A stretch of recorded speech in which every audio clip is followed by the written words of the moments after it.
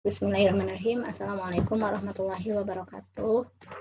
Insya Allah siang hari ini kita akan mempelajari materi IPS kita, lanjutan dari bab 1 yang sudah disampaikan 6 pertemuan yang lalu ya. Sebelumnya Ibu mau tahu dulu kabar kalian, bagaimana kabarnya? Semoga kabar kalian semuanya sehat walafiat di rumah ya, dan Allah selalu menjaga Ikhwan Ahwat, santri putra dan putri semuanya serta keluarganya terjauh dari segala mara bahaya. Baik, di materi interaksi sosial ini adalah materi bab 2, ini adalah bagian daripada materi bahan pelajaran akhir semester nanti ya. Di interaksi sosial ini perlu kita ketahui bahwa materi ini sebetulnya kalian semua sudah melakukannya nyaris setiap waktu ya. Jadi setiap waktu dari bangun tidur sampai tidur kembali, pasti kita semua melakukan interaksi sosial ya, seperti itu. Nah, terus contoh ya, kenapa kita harus melakukan interaksi sosial? Karena tidak ada satu orang manusia pun yang bisa berdiri sendiri, melakukan apa-apa sendiri, sehebat apapun, sekaya apapun, sepintar apapun. Tidak ada orang yang bisa melakukannya semuanya sendiri. Pasti harus melakukan interaksi sosial ya, seperti itu. Nah, interaksi sosial itu sendiri artinya apa gitu ya? Interaksi sosial itu adalah bagaimana manusia melakukan interaksi sosial itu karena memang sudah fitrah dari sananya, sudah fitrah dari Allahnya. Pada prinsipnya, pada fitrahnya manusia itu tidak akan mampu melakukan sendiri, dan secara fitrah manusia ada keinginan untuk melakukan hidup dengan orang lain, bertemu dengan orang lain, bertemu dengan kelompok dan kelompok yang lain, berbicara dengan yang lain gitu ya, bekerja sama dengan yang lain. Itu adalah merupakan bagian daripada proses interaksi sosial, yaitu di sini disampaikan bahwa setiap manusia itu pasti memiliki yang namanya gregorius ya. Gregorius itu adalah satu naluri yang untuk manusia ingin melakukan kehidupan bersama, melakukan bersama ya, seperti itu. Nah, interaksi sosial ini dikatakan interaksi sosial manakala interaksi sosial itu ada timbal balik antara individu dengan individu, kelompok dengan kelompok ya, seperti itu. Contoh ya, contoh daripada individu dengan individu itu adalah misalnya Ibu berbicara dengan Antuna semua, Antuna satu-satu di rumah ya, maksudnya sendiri-sendiri gitu ya. Itu namanya hubungan individu dengan individu. Kalau individu dengan kelompok, misalnya Ibu berbicara dengan semua anak-anaknya, lebih dari 2 tentunya ya, karena lebih dari 2 bisa lebih dikatakan banyak ya. Nah, kalau kelompok dengan kelompok, misalnya PRT berbicara dengan seluruh perumahan blok A dengan blok B misalnya ya. Mereka mengadakan acara bersama gitu ya. Itu bisa dikatakan interaksi sosial kelompok dengan kelompok. Ya, seperti itu. Kapan interaksi dikatakan interaksi? Itu ada syaratnya, ada 2 ya. Yang pertama ada kontak, yang kedua ada komunikasi. Ya. Kontak itu sendiri berasal dari bahasa Latin ya, dari bahasa Latin yang artinya berasal dari kalimat kon dan kum yang artinya bersama-sama, dan tengo artinya menyentuh. Artinya dalam satu kontak itu ada kegiatan bersama, saling berhubungan, saling menyentuh. Bukan saling menyentuh berarti kita kalau lagi kontak sosial dengan orang harus saling pegang-pegang gitu, enggak ya. Jadi artinya mungkin sentuh dengan gerakan tubuh, dengan gerakan mata gitu kan, misalnya kayak gitu. Jadi ada interaksi seperti itu ya. Nah, terus kontak sosial ini dikatakan kontak sosial kalau terjadi respon ya. Nah, kalau tidak ada respon berarti kontak sosialnya tidak berlangsung dengan baik, tidak ada interaksi di sana ya. Jadi contoh daripada kontak sosial misalnya dengan cara berjabat tangan ya, walaupun di masa pandemi ini kita tidak disarankan berjabat tangan dengan setiap orang apalagi tidak dikenal ya. Ya cukup dengan salam begini ya, kalau dalam bahasa kita bilang salam Sunda ya, seperti itu. Nah, itu ternyata juga ada banyak manfaatnya juga. ternyata itu bisa mencegah penularan virus ya. Kalau memang bersalaman itu rata-rata katanya kan sentuhan bisa dari tangan ya, itu harus hati-hati. Walaupun ini adalah interaksi sosial, tetap kita harus jaga itu. Terus selanjutnya bisa dengan cara saling senyum gitu ya, saling senyum. Rata-rata secara psikologi orang kalau diajak senyum pasti tersenyum walaupun tidak kenal ya, walaupun tidak kenal pasti dia mau senyum walaupun kita nggak kenal, asal ya kita nih senyumnya senyum baik ya, bukan senyum-senyum genit gitu kalau perempuan ya, atau laki-laki senyum nakal misalnya gitu ya, bukan seperti itu maksudnya. Terus ada tatap muka nah dalam etika berbicara, dalam etika kontak, seharusnya saat kita berbicara dengan orang lain, kita disarankan untuk menatap, saling menatap. Itu berarti bukan matanya beradu mata ya, bukan. Jadi kita disarankan misalnya lihat alisnya gitu, lihat alisnya. Jadi saat kita mau fokus ke alisnya, kita tidak fokus ke hidungnya, tidak fokus ke matanya ya. Jadi itu juga bagian, itu salah satu contoh daripada kontak sosial ya, seperti itu. Terus berdasarkan proses berlangsungnya ya. Berdasarkan proses berlangsungnya kontak sosial itu ada dua. Yang pertama primer, yang kedua sekunder ya. Yang primer itu bertatap muka langsung ya, berbicara langsung, berjabat tangan langsung. Mungkin kayak sekarang kalian bisa melakukannya di rumah dengan ibu, dengan ayah, dengan adik dan seterusnya. Nah, kalau kita di kelas sekarang jarak jauh tidak bisa juga berjabat tangan gitu ya, seperti itu bertatap muka langsung. Berarti kita sedang melakukan kontak sosial tidak langsung atau sekunder ya. Kenapa dikatakan sekunder? Karena kita tidak langsung ya, kita melalui media ruang Zoom ini ya, ruang Zoom ini. Atau bisa juga lewat telepon, SMS, WA gitu ya, atau chat-chat yang lain lah, Antuna IG lah gitu ya, apalagi banyak yang bisa media Twitter lah gitu ya, seperti itu. Itu contoh komunikasi kontak tidak langsung. Terus selanjutnya komunikasi ya, komunikasi tadi kontak, sekarang komunikasi yang kedua.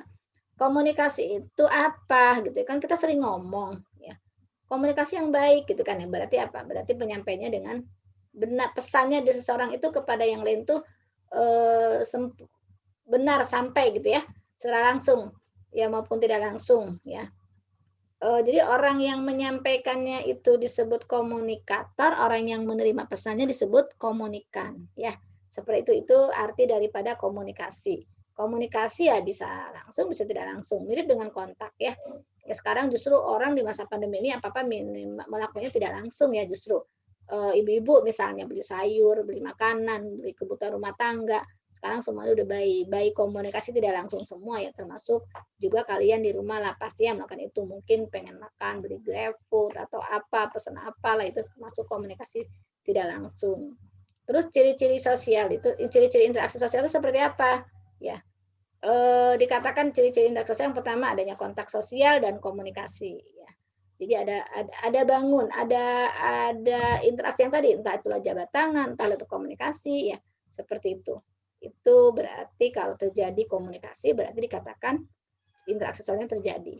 Lalu yang kedua, tidak sendirian, dia harus 2 orang atau lebih ya, 2 orang atau lebih. Kenapa? Bisa nggak sih Bu sendirian kita melakukan interaksi sosial?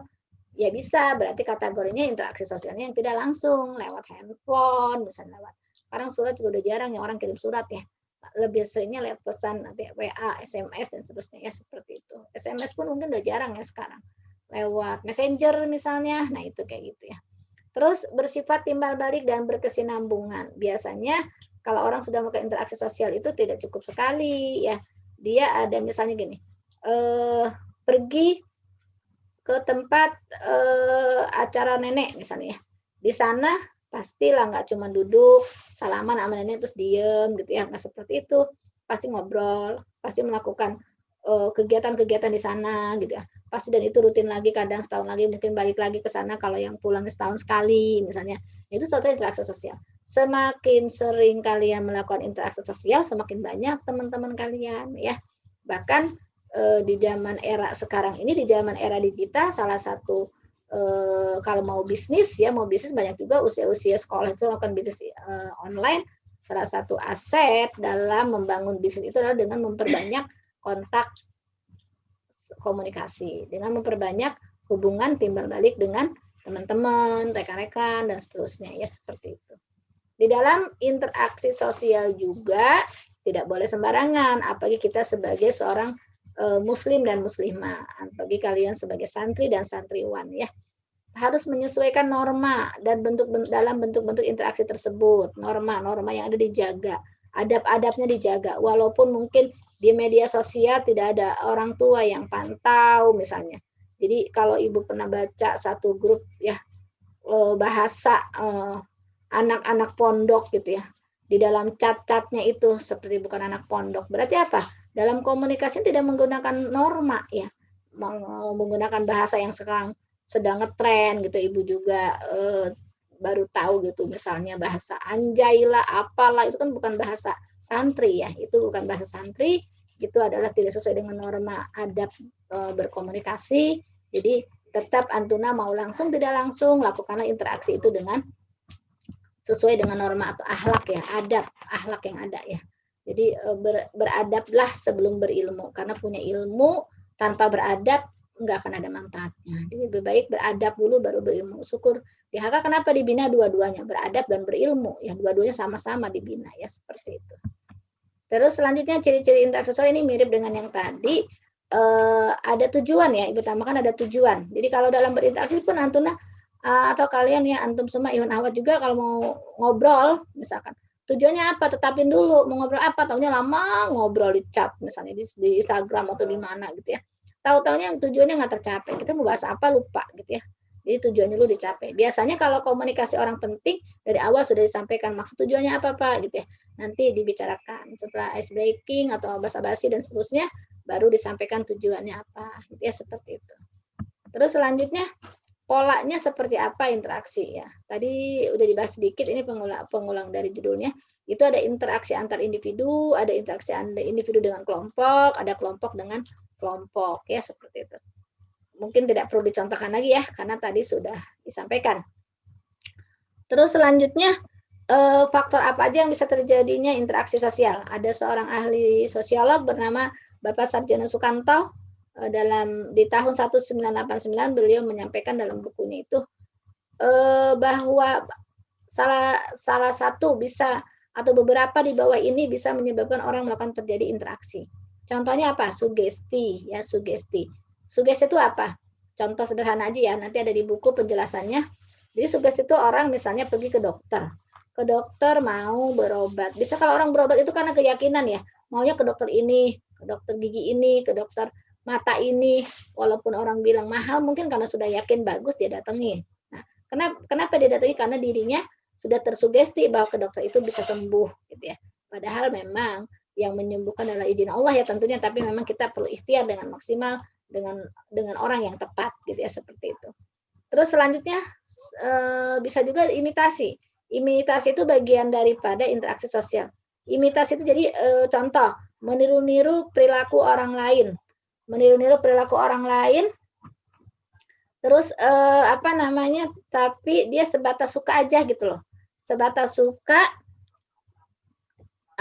sebatas suka. Jadi dia misalnya contoh anak-anak sekarang niru penyanyi ya, niru penyanyi misalnya, niru apalagi artis, cara rambutnya, cara makannya, itu namanya imitasi ya. Seperti makannya harus mungkin ya gaya makannya, itu contoh ya imitasi.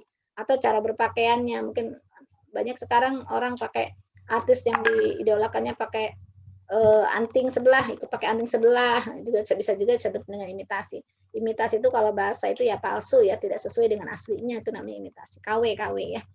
Terus selanjutnya identifikasi. Identifikasi itu lebih dalam lagi daripada imitasi. Jadi kalau imitasi hanya niru-niru saja, dia tidak sampai mendalam lah boleh dibilang.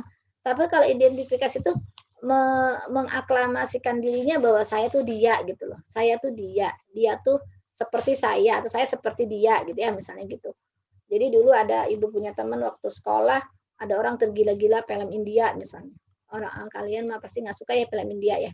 Anak-anak sekarang ibu lihat senangnya drakor gitu ya, benar nggak? Nah, yang senyum-senyum berarti ngeramin. Terus selanjutnya sampai dia ganti namanya jadi ganti Rajib kalau nggak salah ya. terus baju-bajunya dia kemana-mana kayak film kayak si Rajib itu gitu ya. Dan memang dia punya postur tubuh tinggi, badan, mukanya, hidungnya apa memang dia mancung, terus muka-mukanya hitam-hitam gitu kayak orang India lah ya. Dia mengidentifikasi bahwa dia itu adalah artis itu. Nah, itu contoh identifikasi yang tidak baik ya, tidak perlu dicontoh. Nah, kalau kita mau mengidentifikasi diri, identifikasi diri adalah tokoh-tokoh, misalnya sekarang lagi rame nih kelompok hijrah gitu ya, anak muda hijrah. Nah, itulah ikut-ikutlah mereka, artis yang hijrah gitu ya. Bolehlah Antuna identifikasi mereka, cara kerudungnya, mungkin kalau yang akhwat gitu ya. Kalau Ikhwan cara apa ya? Cara berpakaian netral ya. Kalau akhwat yang ketara banget gitu ya, seperti itu. Terus selanjutnya simpati juga bisa menjadikan terjadinya interaksi ya. Kalau sekarang kan ada simpati M3XL itu bukan ya. Itu apa namanya? Kuota-kuota ya. Kalau ini simpati maksudnya gini. Ada kasus nih di sekarang ini kan Palestina nih lagi digempur ya habis-habisan lagi ya. Sampai kemarin ibu nggak tega ngelihatnya ada sharean YouTube dari orang gitu kan, sharean WA video anak Palestina ayahnya disiksa di depan anaknya sendiri. Walaupun ibu nggak kenal, ibu kasihan gitu ya. Ibu kasihan, nah itu berarti namanya simpati ya. Sampai diviralkan, divideokan, difotokan kurang ajarnya gitu ya. Seperti itu di depan anak dan istrinya, bapaknya disiksa oleh Israel gitu ya seperti. Nah kita harus simpati gitu ya, harus simpati. Nah, berlanjut yang lebih dalam lagi empati gitu. Kalau empati berarti kita nggak cuma simpati kasihan sama Palestina, kita lakukan donasi mungkin semampu mungkin setiap bulan mau donasi semampu lah, mau 10.000, mau 20.000 kita tabung gitu ya. Setelah banyak kita kasih. Ya, Ibu cukup terharu juga ya. Ada seorang ibu cerita, ada seorang anak nabung udah sampai 5-6 juta gitu. Ternyata semuanya donasiin buat Palestina. Luar biasa banget ya seperti itu. Terus apalagi motivasi ya, yang terakhir motivasi. Motivasi juga bisa bagian daripada interaksi sosial. Jadi motivasi itu gimana? Seseorang itu memberikan kayak semacam nasihat, semangat, supaya orang bisa jauh lebih baik, atau supaya orang bisa sesuai dengan harapannya. Nah, maka dimotivasilah gitu ya, misalnya gitu. Misalnya apa ya, seorang anak sekolah lagi malas belajar, berarti harus saling memotivasi antar teman minimal. Apalagi sekarang kalian tidak ada di asrama, ustazahnya jauh, adanya orang tua. Mau nggak mau Antuna harus minta motivasi dari orang tuanya masing-masing. Kalau tidak dari orang tuanya masing-masing, saling memotivasi dari teman-temannya. Jangan berteman itu yang tidak ada manfaatnya. Kalian ambil interaksi dengan mereka yang ada manfaatnya. Jauhi teman-teman yang membawa mudorot ya, yang membawa maksiat misalnya, jangan gitu ya. Jadi cari teman yang bisa memotivasi kita dalam hal apapun. Kalau ibu pribadi misal ya tidak harus motivasi diomongin. Kita misalnya pergi ke rumah orang, kita liatin aja, kita amati di keluarganya, oh masya Allah ya gitu ya. Jadi kita punya apa namanya casan sendiri setelah kita pulang, oh kita begini gitu seperti itu. Sekarang banyak juga motivasi mungkin dari tausiah kalau secara agama. Nah kalau secara belajar ya Antuna cari komunitasnya sendiri ya, teman-teman yang bisa diajak belajar. Itu aja materi siang ini. Mohon maaf kalau ada salah. Insya Allah semoga kalian bisa jauh lebih semangat karena ini adalah materi terakhir, kedua dari terakhir jelang PAS. Insya Allah ada satu materi lagi yang Ibu sampaikan untuk materi PAS. Jadi materi PAS ini Ibu sampaikan bahwa untuk bab 1 semua, bab 2 A dan B saja. Nanti panitia dari pengajaran akan menyampaikan batasan-batasan mengajar. Ibu yakin kalian bisa, kalian semangat, kalian harus jauh lebih semangat lagi belajarnya, mumpung di era online Antuna bisa belajar juga cari-cari dari media-media yang lain ya. Itu aja. Assalamualaikum warahmatullahi wabarakatuh.